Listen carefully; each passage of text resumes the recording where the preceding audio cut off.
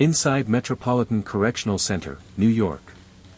Billion-dollar detention. True crime finance documentary. In the heart of Manhattan, a federal jail rose into the skyline with a promise of order, security, and justice. Metropolitan Correctional Center, New York, known simply as MCC, became one of the most expensive detention facilities in the United States, housing high-profile defendants, terror suspects, and financial criminals awaiting trial. This documentary examines the verified history, public record controversies, court filings, and reported failures that turned a symbol of federal authority into a case study of cost, power, and consequence. The most expensive cells in America. They told the public this place was built to be unbreakable. Steel-reinforced concrete. Window slits measured in inches. Redundant locks. Layers of surveillance. A detention center so secure it could sit in the financial capital of the world without incident. According to federal budget documents and construction records, it cost hundreds of millions to build, and billions more to operate over its lifetime. But here is the contradiction that defines Metropolitan Correctional Center, New York. For all its money, for all its promises, this building became infamous not for what it stopped, but for what happened inside. In the summer of 2019, a single death inside MCC detonated across the global news cycle. According to official statements and later court filings, the most monitored inmate in America died alone in a federal cell, under conditions the system insisted were impossible. That death was not an isolated failure. It was a spotlight. Because long before the headlines, MCC had been bleeding money, credibility, and control, hidden in plain sight, just blocks from Wall Street. This is the story of how one of the most expensive jails in modern American history became a case study in institutional decay, and how the business of detention quietly consumed accountability.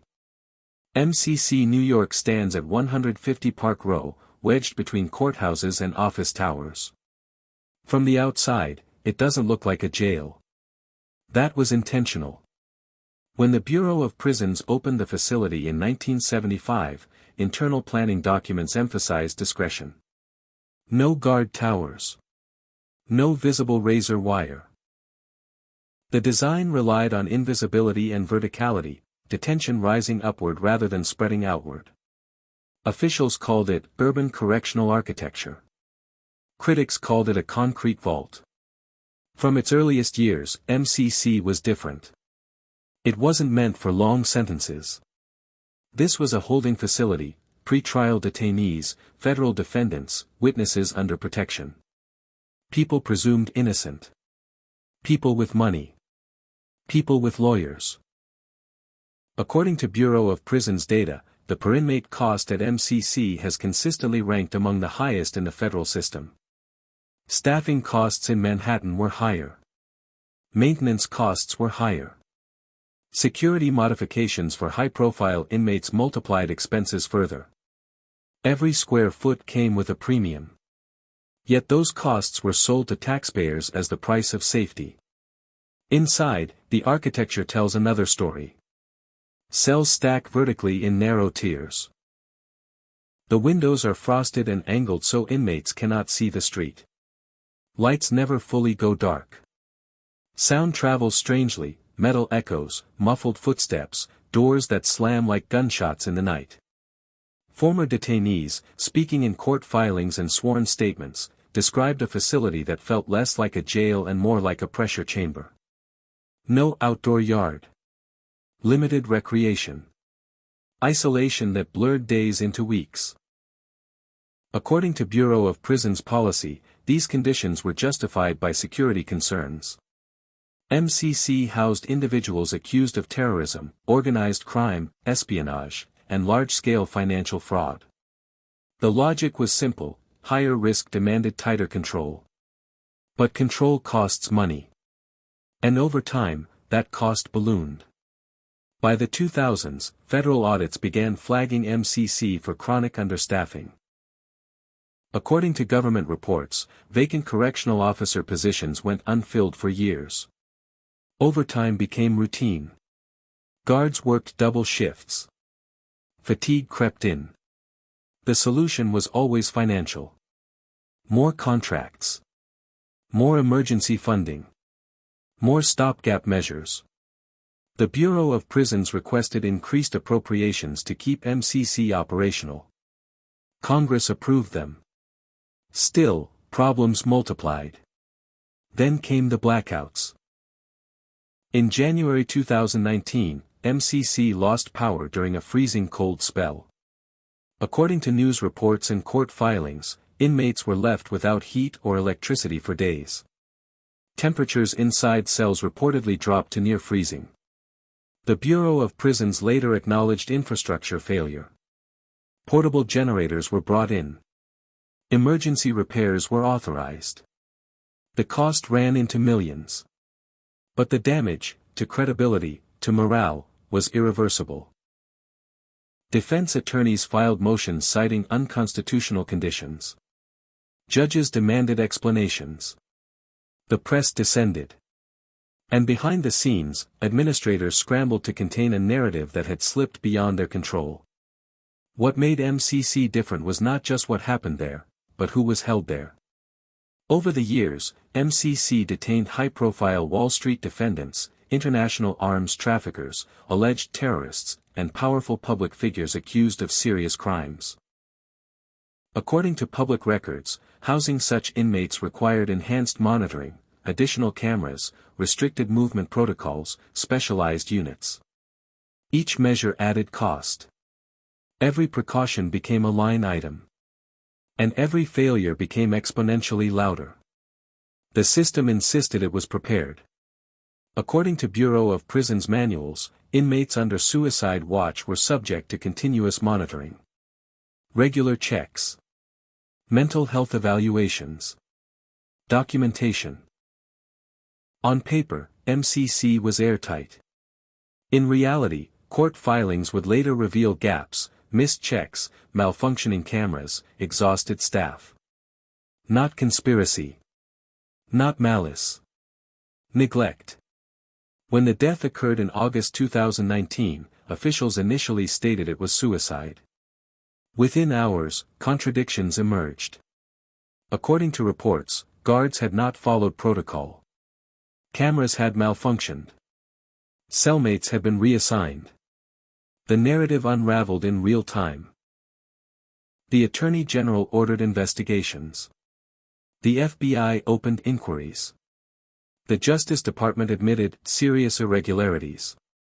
2 guards were later charged with falsifying records, according to court filings. The case would eventually collapse amid procedural issues, but the damage was done. MCC was no longer just a jail. It was a symbol. What the public rarely discussed was the money. At the time of the incident, MCC's operating costs exceeded those of many medium-security prisons housing thousands more inmates. According to budget analyses, the per-inmate daily cost at MCC dwarfed federal averages. The reasons were structural. Urban location. Aging infrastructure. Specialized detainees. Legal liabilities. But also inefficiency. Federal watchdog reports painted a grim picture. Maintenance backlogs stretching years. Critical systems patched instead of replaced. Security upgrades delayed by procurement disputes. Money was being spent, but not strategically. And when systems fail in detention, failure is measured in human consequence. Former officials would later describe MCC as a facility kept alive through emergency funding rather than sustainable planning. Each crisis justified new spending. Each scandal triggered temporary reform. But no fundamental overhaul. Why? Because MCC served a function no other jail could. It kept federal defendants close to courtrooms. It housed sensitive cases away from the general prison population. It was convenient, for prosecutors, judges, and the machinery of justice. Closing it would disrupt everything. So the system paid the price. According to public records, after the 2019 death, MCC underwent partial renovations. Camera systems were upgraded. Policies were revised. Staff training was emphasized. But audits continued to flag problems. The building was aging faster than it could be fixed. And the cost curve kept rising. What makes this story unsettling is not the scandal itself, but how predictable it was. Experts had warned for years that MCC's model was unsustainable. A maximum security detention center in one of the most expensive cities on earth, running on outdated infrastructure and overworked staff, was a formula for breakdown. The question was never if something would go wrong. Only when. By 2021, federal officials announced plans to permanently close MCC New York. According to Bureau of Prisons statements, the facility was deemed no longer viable. Inmates were transferred. Court operations adjusted. The building that once symbolized federal strength stood empty. Billions spent. And nothing to show for it but lessons learned too late. But the story doesn't end with closure. Because MCC wasn't an anomaly. It was a warning. Across the United States, and beyond, governments pour staggering sums into detention facilities built on outdated assumptions. That security can be bought. That oversight can be deferred. That money alone solves systemic risk. MCC proved otherwise. In the next chapter, we go deeper into the daily mechanics of life inside MCC, the documented conditions inmates described, and how financial decisions shaped every moment behind those walls. Because to understand how the system failed, you have to understand how it worked. The daily cost of control. Every morning inside Metropolitan Correctional Center, New York, began the same way. Lights never turned fully off, so morning was more of an administrative concept than a natural one.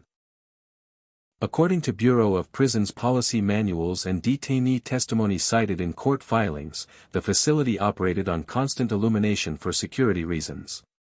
Shadows were considered liabilities. Darkness was risk. For the people inside, it meant time lost its meaning. And for the institution, it meant cost, electricity, monitoring systems, maintenance, and staffing running 24 hours a day, 7 days a week, in one of the most expensive cities on earth. MCC was not just a jail. It was a machine. And machines burn money. Unlike traditional prisons built on open land, MCC functioned vertically. Each decision, from food delivery to medical care, required elevators, controlled movement, and layered approvals. According to former Bureau of Prisons officials speaking in publicly reported interviews, this design multiplied operational expenses. Every meal tray had to be transported floor by floor. Every inmate movement required coordination between officers stationed on different levels. Every emergency response was slowed by physical constraints. Efficiency was sacrificed for containment. And containment, in Manhattan, came at a premium. According to federal budget data, staffing costs consumed the largest share of MCC's operating budget. Correctional officers assigned to New York received higher locality pay. Overtime was routine due to chronic understaffing documented in Inspector General reports.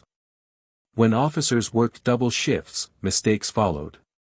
Court filings reveal patterns: missed inmate checks, delayed medical responses, incomplete documentation. Not because officers didn't care, but because they were exhausted. Fatigue doesn't show up on balance sheets. But its consequences do. Medical care was another financial black hole. MCC housed detainees with complex needs. Substance withdrawal, chronic illness, mental health crises.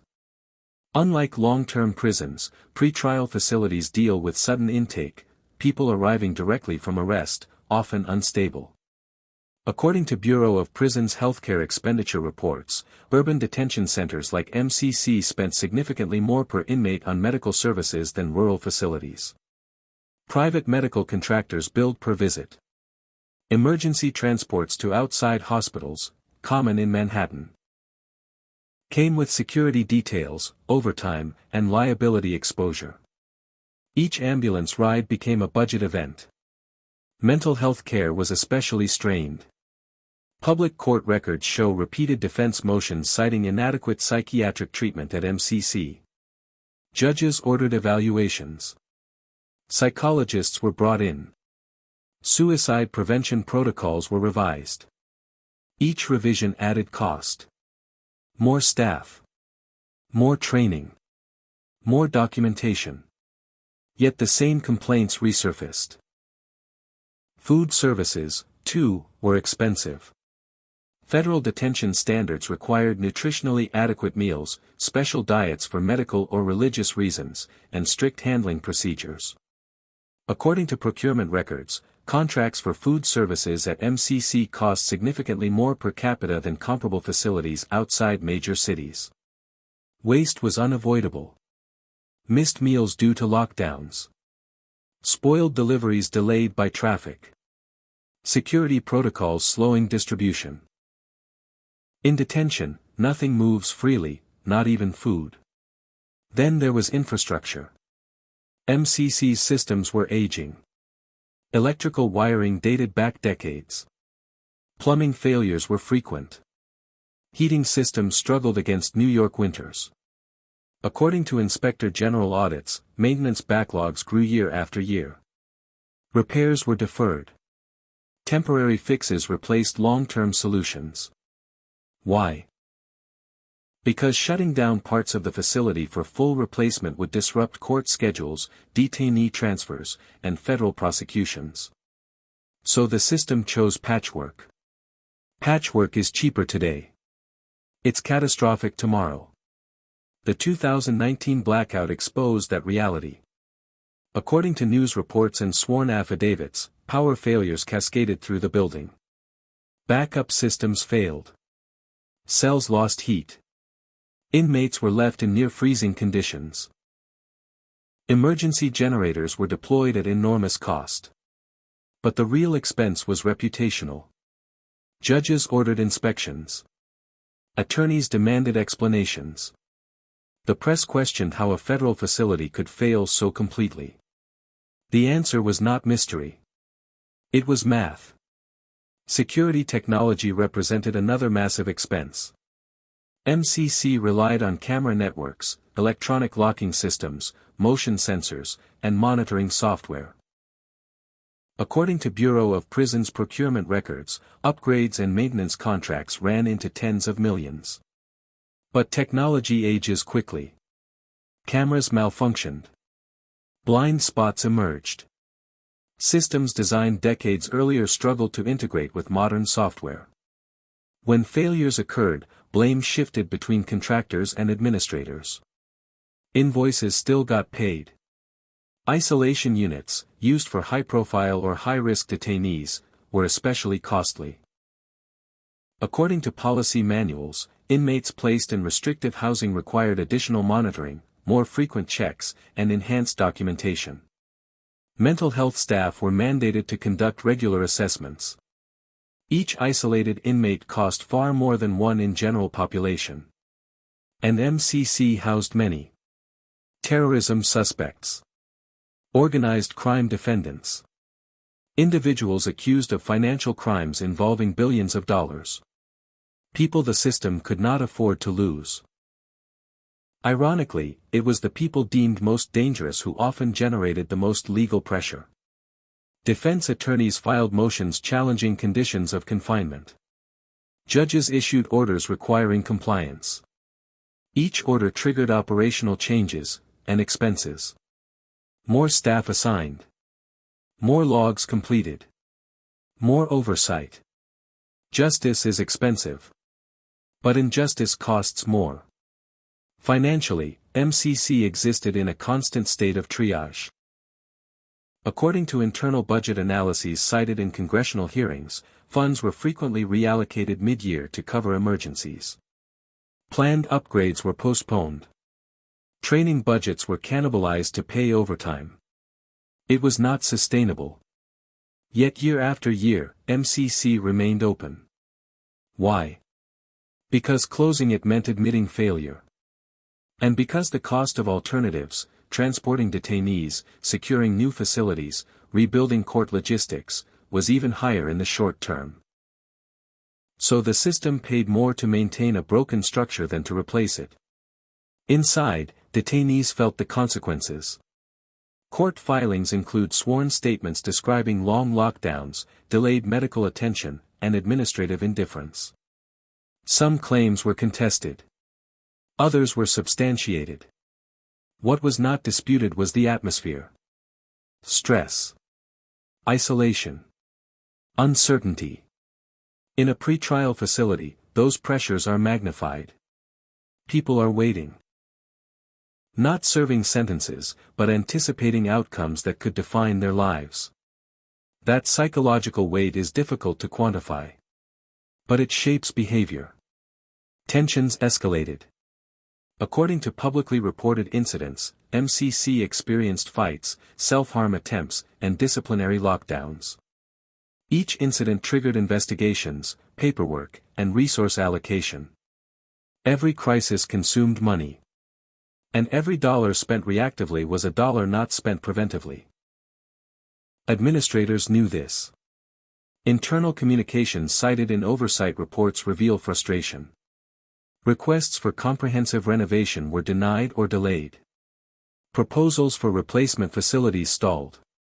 The building was too expensive to fix properly, and too important to abandon.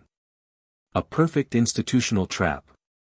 By the time the high-profile death occurred in 2019, MCC was already on financial life support. The incident didn't create the crisis. It exposed it.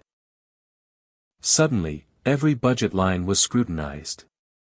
Every staffing decision questioned. Every maintenance delay reconsidered. The public saw what insiders had known for years. Money had been spent. But accountability had been deferred. Afterward, reforms came fast, and expensively. New cameras installed. Suicide prevention protocols overhauled. Additional training mandated. Outside consultants hired. Millions more poured into a facility many experts already considered obsolete. It was triage on a terminal patient. When federal officials announced plans to close MCC, the financial rationale was explicit. According to Bureau of Prisons statements, the cost to bring the facility up to modern standards exceeded the cost of replacement. Translation: it was cheaper to walk away. Billions spent. And the final invoice was abandonment. But the deeper lesson was not about one jail. It was about a system that measures safety in dollars, assumes spending equals security, and postpones reform until failure becomes public. MCC did not collapse because of a single mistake. It collapsed because of thousands of budgetary decisions that made sense individually, and proved disastrous collectively. In the final chapter, we examine the aftermath. What happened to accountability? Who paid the price? And what the rise and fall of Metropolitan Correctional Center reveals about the future of incarceration in the Western world. Because MCC is gone. But the business of detention is not. The price of failure. When Metropolitan Correctional Center, New York, finally went dark, there was no ceremony. No press conference announcing closure as reform. No apology delivered to the public.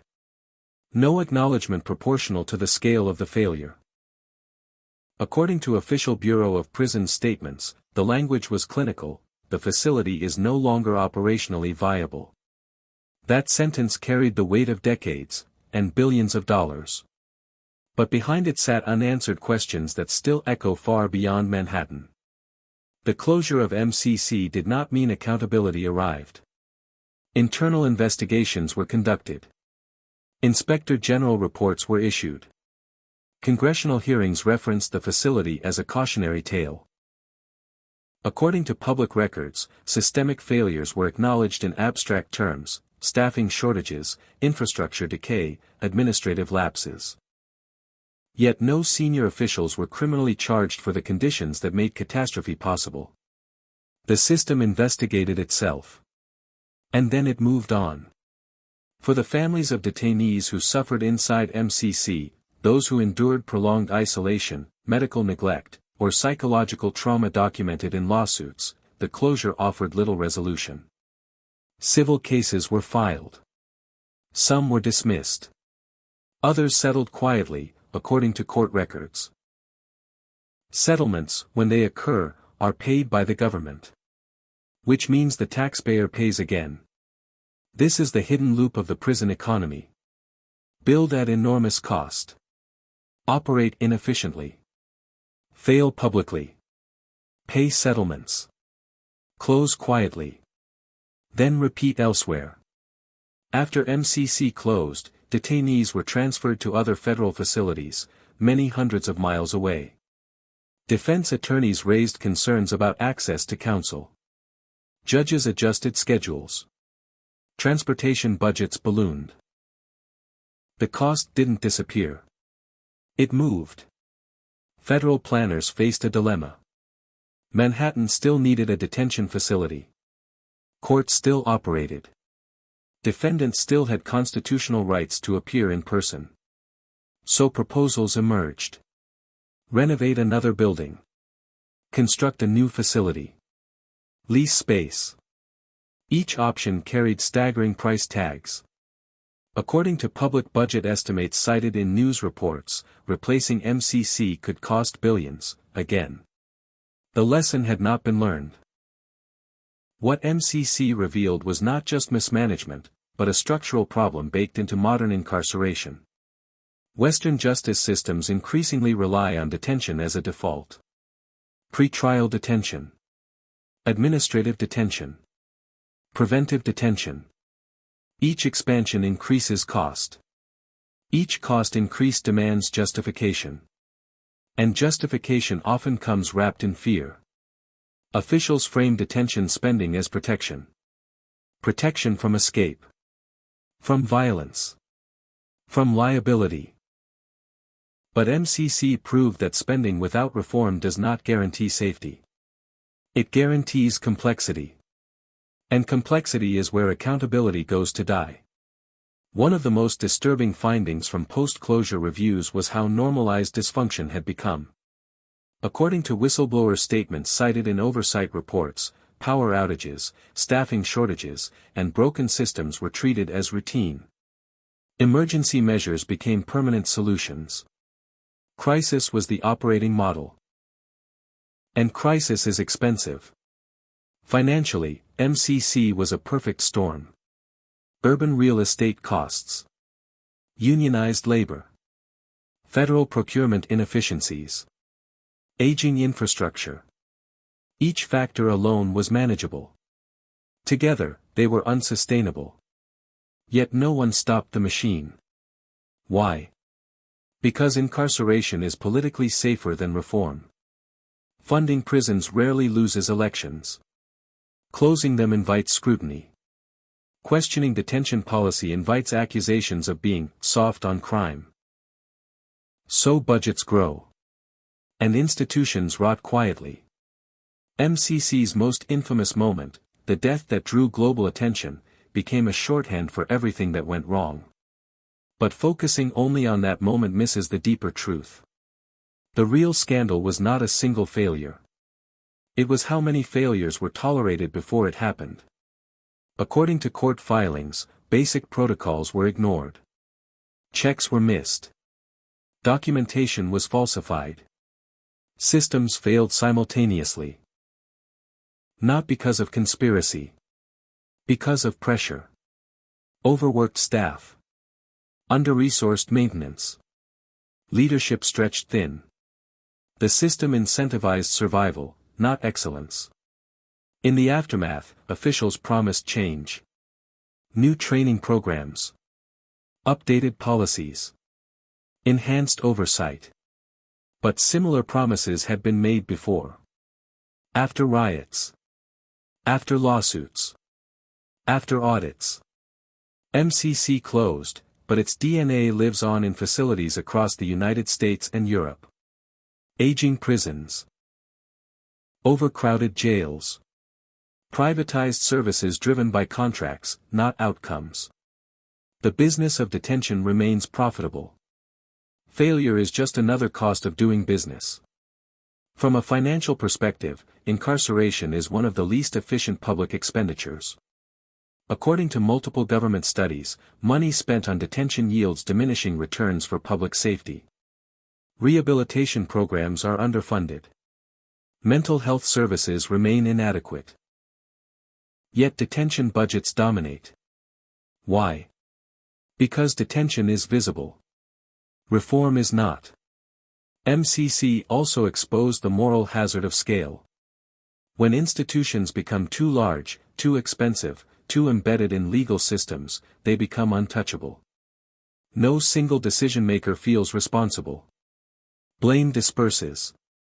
And when something goes wrong, the system absorbs it.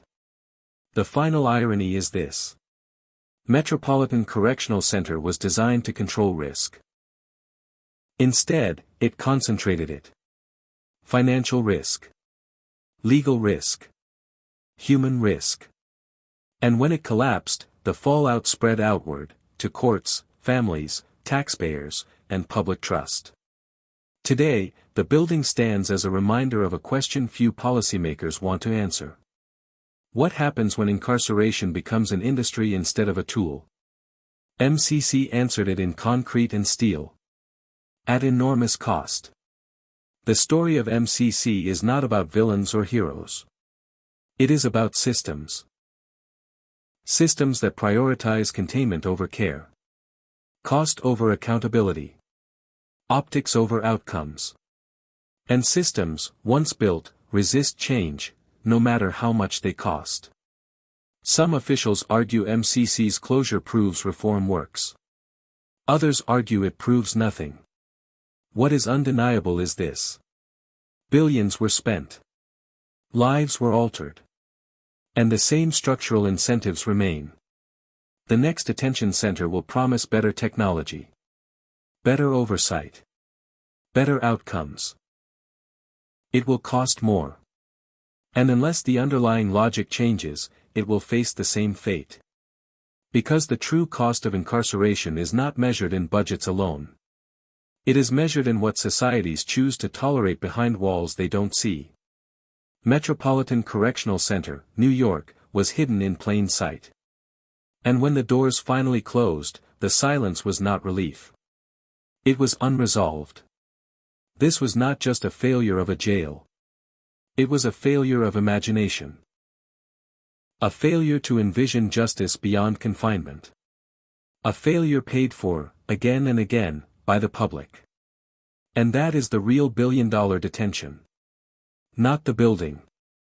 But the system that keeps rebuilding it. The story of Metropolitan Correctional Center doesn't end with locked doors or an empty building. It lingers. In courtrooms still shaped by its existence, in budgets still strained by its legacy, and in a justice system that continues to measure safety by how much it is willing to spend on confinement. MCC was never just concrete and steel. It was a belief system. The belief that control can replace care. That money can substitute for oversight. That if a facility is expensive enough, secure enough, hidden enough, then failure becomes impossible. But failure was not an anomaly here. It was structural. Every missed inspection, every deferred repair, every exhausted officer working overtime was part of a larger equation, one where short-term convenience outweighed long-term accountability. And when that equation finally collapsed, the cost was not absorbed by the institution. It was absorbed by people.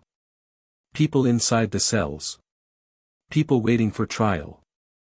People whose names appeared in court filings, motions, and reports, then quietly disappeared.